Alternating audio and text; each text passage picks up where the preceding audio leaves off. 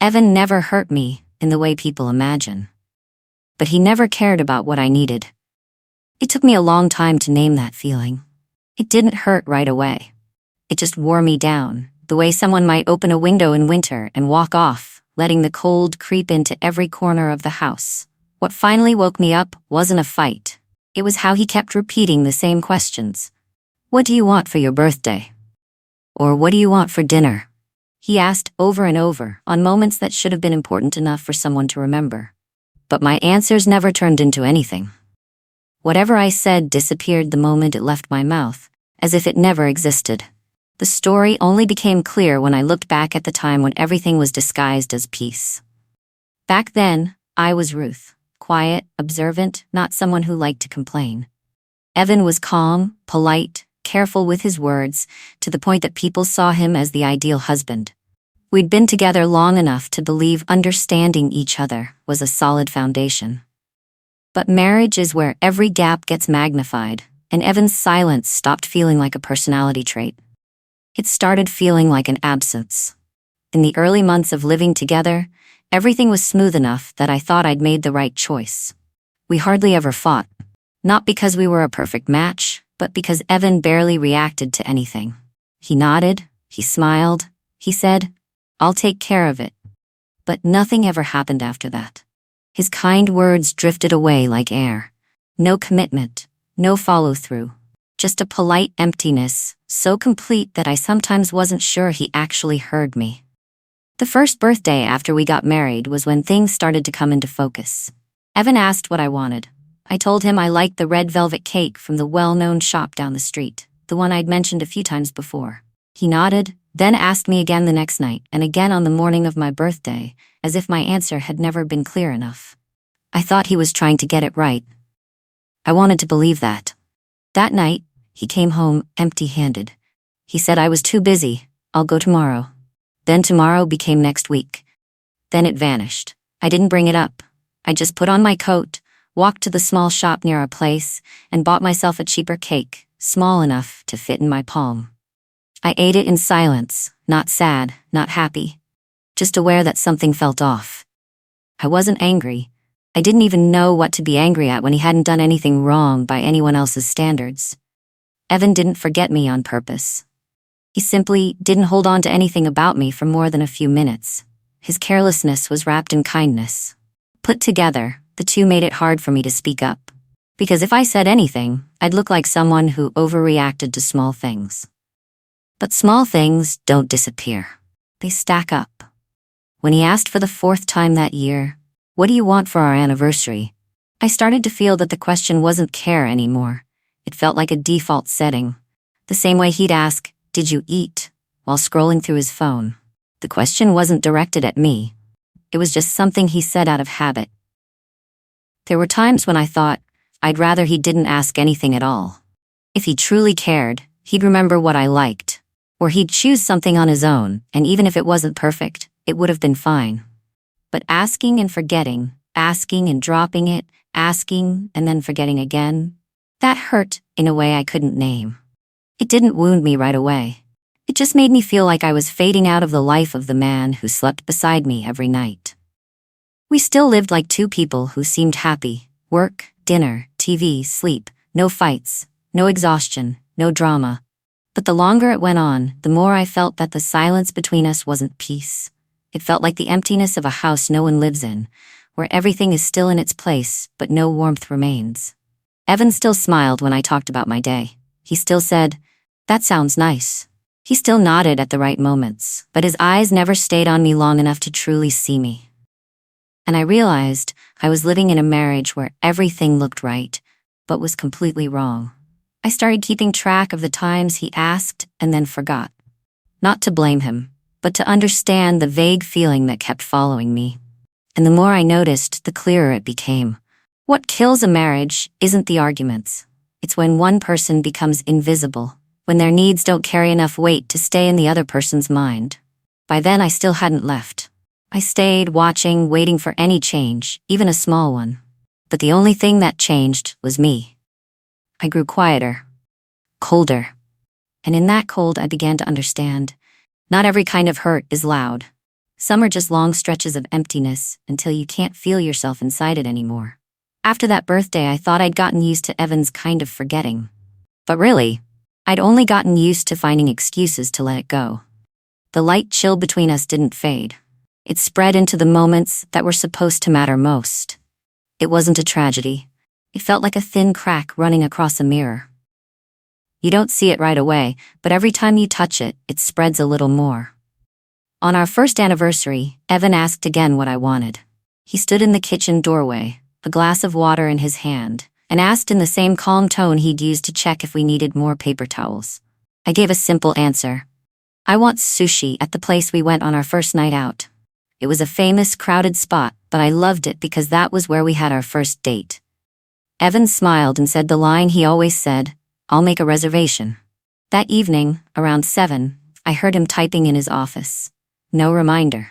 No, get ready. I walked in and saw him typing an email like it was any normal night. He looked up. "What's up?" I asked gently. "Do you still want to go?" Evan blinked a few times like he had to rewind all the way back to our conversation that morning. Then he said, "Oh, I forgot. What do you want to eat? Or we can make noodles." So we ate instant noodles in silence, like two roommates trying to save money, not two people celebrating their anniversary. I didn't bring up the sushi place again. I figured if I did, he would apologize, I would smile, and we'd go back to living the way we always had. Only this time, I felt something had slipped out of my hands. Something small, but important. Then the holidays came. That Thanksgiving, Evan asked again what I wanted. I said, "You can pick whatever you think fits me." I wanted to see what he'd think of, what he'd choose, what he remembered about me. But he didn't choose anything. Not because he was busy. Not because he wanted to save money. Simply because he didn't remember what he had asked or what I had answered. Looking at the empty table that Thanksgiving night, I didn't feel sad. I just felt a cold emptiness, like stepping barefoot on the kitchen floor at midnight. Christmas wasn't any better. He asked, "What do you want for a gift?" I said, "Just choose something you think I'd like." Even something small would have been enough. A book, a scarf, anything that showed he'd thought of me on a day when everyone thinks of the person they love. But on Christmas night, he gave me a hug and said, "I forgot. I'll buy it tomorrow." That tomorrow never came. Evan didn't feel awkward, because to him, everything was normal. And I didn't make it awkward either. I just noted once again that this was a kind of care that had no weight. I didn't blame him. I didn't have a reason to. He never made big promises. He never did anything terrible. He just didn't hold anything about me in his memory. And that truth, over time, hurt more than any harsh words he never said. One cold evening while I was cleaning the kitchen, I said without thinking, "I really want a New York cheesecake." I said it because I thought if he ever wanted to do something for me, this would be the easiest chance. Just a slice of cake. Evan heard me and nodded quickly. "I'll stop by and get one on my way home." I didn't expect much, but I still felt a small smile slip out. That night, he walked in empty-handed. He told me about work, about traffic, then headed to the bathroom. As he passed me, he said, with no connection at all to what he'd promised that morning, "Oh, I was too busy. I'll buy it tomorrow." I stood there for a few seconds, looking at the closed fridge door. Not because I was upset about missing a slice of cake, but because I was starting to realize something. For Evan, every small promise came with an expiration date of just a few hours. After that, it disappeared as if it never existed. Someone who truly cares doesn't need to be reminded 3 times. Someone who truly cares remembers what you say, no matter how small it is. I didn't ask again. I didn't remind him. I just pulled that small expectation back inside, the way you take in a towel from the porch when the wind starts to rise. I stopped waiting for cheesecake. I stopped waiting for gifts. I stopped waiting for the sushi date that kept getting delayed. I started letting go of the things Evan could have done, but never did. The shift was so quiet that even I didn't notice I was slowly stepping out of the marriage. Evan still didn't do anything wrong. He didn't yell. He didn't argue. He didn't hurt me with words or actions. But it was the fact that he didn't do anything at all that made the absence so clear. A kind of absence with no sound, but enough to make your heart tighten bit by bit. I spoke less. I shared less. I tucked away the small things I liked, the foods I enjoyed, the things I hoped for during holidays. Not because I was mad at him, but because I felt like I was repeating the same game. Say something, get a promise, then watch my words fall into empty space. And the moment I began going quiet, I knew this story was moving towards something unavoidable. Not a big explosion, just a fracture that had been there too long and now needed only the slightest touch to break. When the silence between us started becoming a habit, what I felt most wasn't sadness or hurt. It was a gentle detachment, like I was standing next to my own marriage, watching it from the outside instead of living in it. I didn't tell Evan about this feeling. He didn't notice I was pulling back little by little. Everything between us looked normal, and that normalcy was what exhausted me the most. Then came the evening that shifted everything. Some friends invited us to a newly opened restaurant. Not fancy, but warm, crowded, and loud enough to cover the awkward pauses between people. When we walked in, Evan placed his hand lightly on my back in that polite gesture he always used. Not affectionate, just proper. I didn't react. I just walked beside him, like two people going through a routine. There were about 6 of us at the table. A few of Evan's old friends I'd met once or twice. They were cheerful and loud, talking about work, kids, houses. I sat and listened, not annoyed but not engaged either. I was used to being the one people asked the least about. When it was Evan's turn, he talked about our marriage with a calm, confident voice. He said, "We're doing great. Ruth is always well taken care of." He even smiled, soft but proud, like he'd just stated a truth everyone should agree with. One friend nodded right away. "You can tell you're a good husband." I sat beside him in silence, not because I wanted to argue, but because I felt a strange distance between what he said and the life I was actually living. Kind is a heavy word. It needs proof in actions. But Evan only had good intentions and a habit of asking and forgetting. Good intentions can't fill every empty space. The dinner went on. People talked, laughed, raised glasses. I listened from far away, like I wasn't really at the table. Then came the twist, clear and sharp like a clean cut. One of Evan's friends turned to me and asked, "Hey Ruth, what did Evan get you for Christmas last year? He seems like the thoughtful type." A harmless question, simple. Just for fun. But it landed right on the weakest point of our marriage. Evan immediately turned to me, eyes full of confidence. He was used to the image he held in front of everyone, the good, gentle, attentive husband. He waited for me to confirm it, waited for me to smile and say something that made him match the description he'd just given. I looked at him. Longer than a beat. Not angry, not hurt. Just aware that this was the moment, the first in our whole marriage, when I no longer wanted to cover for him. The truth was simple. He hadn't given me anything. The table was still loud, but between Evan and me, the air dropped cold, like someone had opened a door in the middle of winter. I set my glass down. My voice was soft, almost a whisper, but clear enough for everyone to hear. Evan loves to ask me what I want, but he's never remembered anything I say. I didn't add more. No explanations, no bitterness. The whole table fell silent. Not an uncomfortable silence, but the kind that happens when people suddenly understand something they'd never noticed before. Evan froze. For a few seconds, he looked like he didn't know how to react. His eyes shifted, searching for me, but not knowing what he was looking for. I didn't look away. I just looked at him as if, for the first time, I was seeing him clearly. A man polite on the surface, but unable to hold anything about me long enough to make it real. He tried to smile, tried to patch his image together with, I must have forgotten. I was really busy around the holidays. But that was the moment he realized he couldn't name a single example that proved he'd ever been different. He glanced at his friends, as if looking for confirmation. But no one said anything. No one defended him. No one blamed me.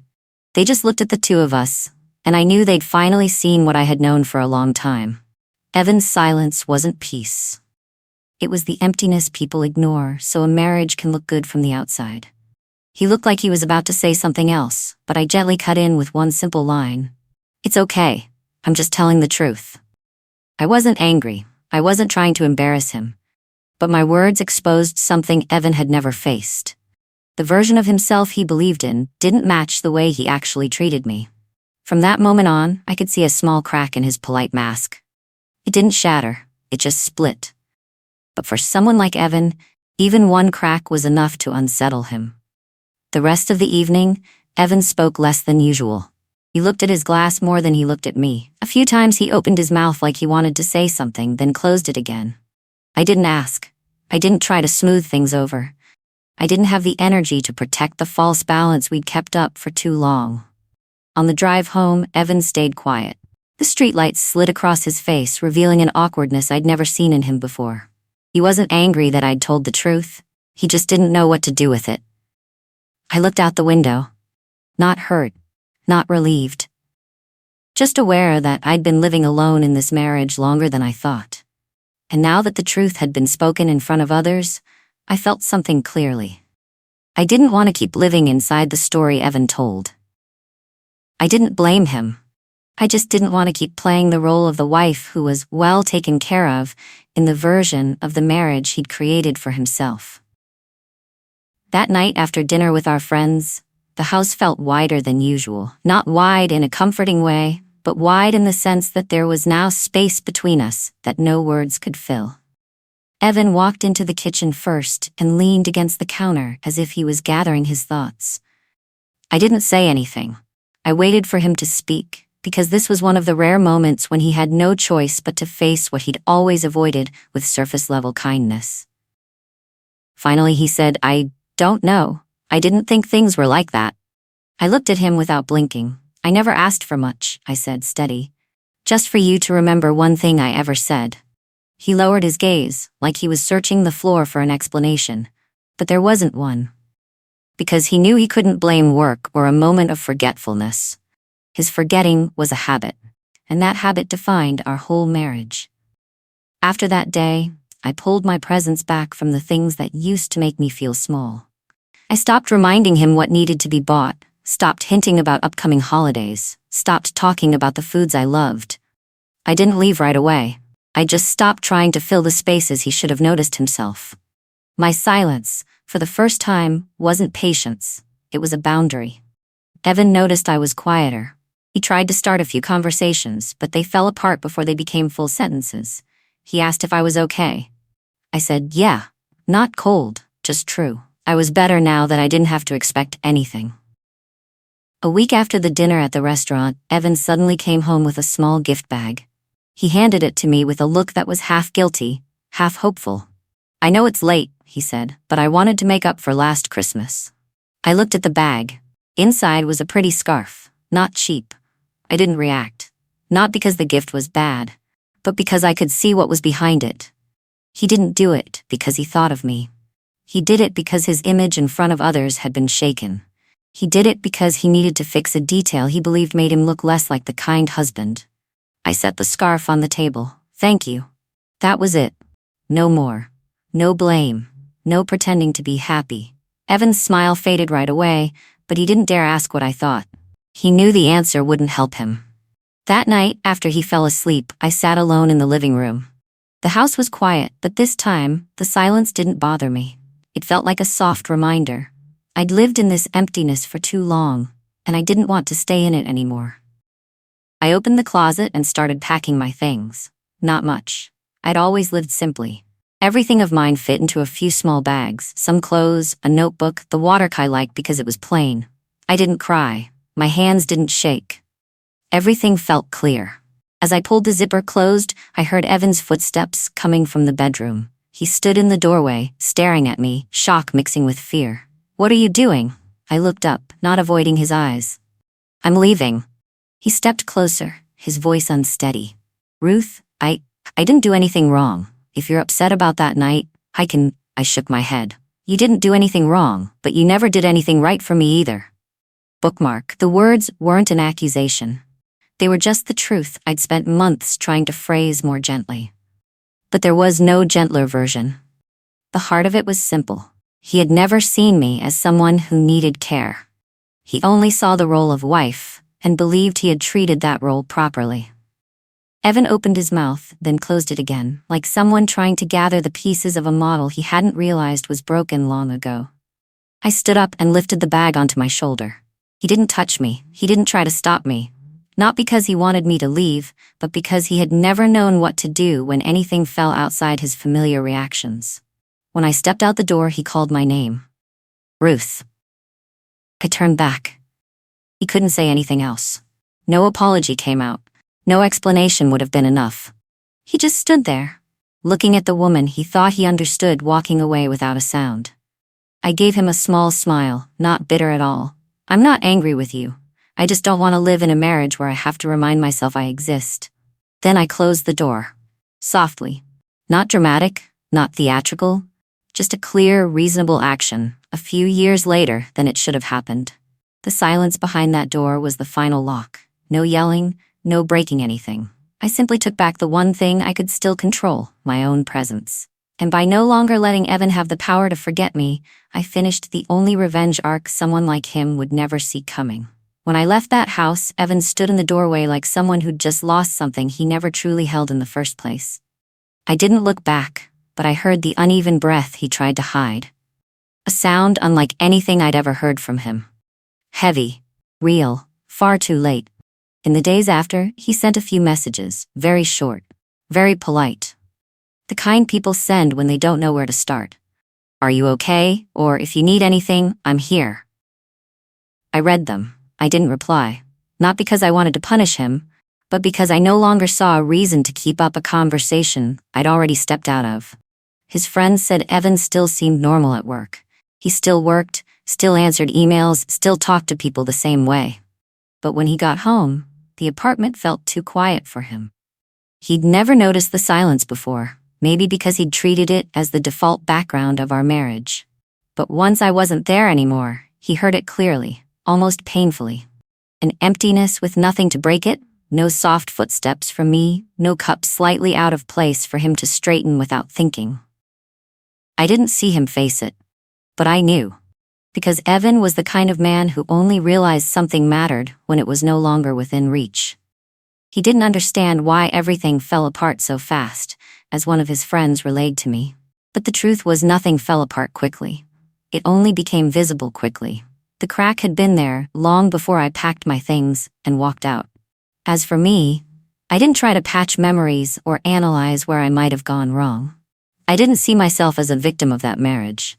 I just saw clearly that the silence between us had lasted long enough to become the cause of itself. A marriage doesn't need betrayal to die. It can die quietly. Die through kind but empty questions. Through small promises that never become actions. Through someone listening only to respond, not to understand. When I look back, I don't see painful moments. I see small details piling up over the years. The red velvet cake that never came. The sushi date wiped clean from his memory. The Christmas gift he asked about 3 times then forgot. The slice of cheesecake he promised, but walked right past the shop without remembering. None of these things were enough to destroy a marriage on their own. But all of them said the same thing. I wasn't in the part of his mind that mattered. And that realization was the real cut. I took a few days off work. Not to recover. Just to breathe. I went to a park near the new apartment I'd rented and sat on a bench watching kids run in circles. Not sad, not suddenly relieved. Just aware of the familiar feeling of having space I didn't need to fill with patience. One afternoon, I thought of Evan. Not out of regret, but to see his image clearly in my mind. A man who wasn't bad, wasn't cruel, never meant to hurt anyone. But also a man who couldn't hold on to anything that belonged to me.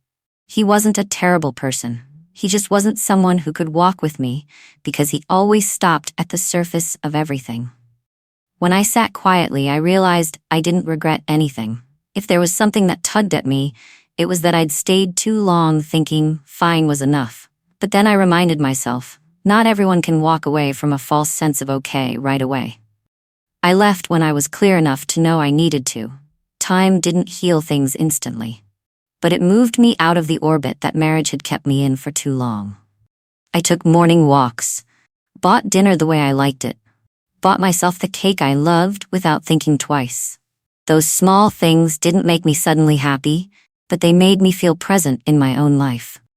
One evening, carrying a bag of groceries, I realized I hadn't thought about Evan all day.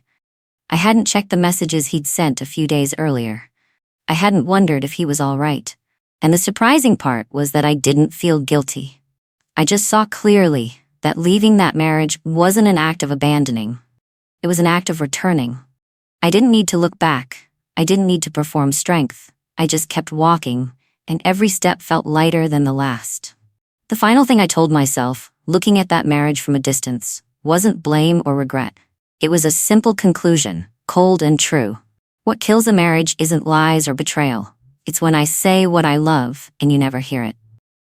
The story ends here. Thank you for listening and for supporting me all this time.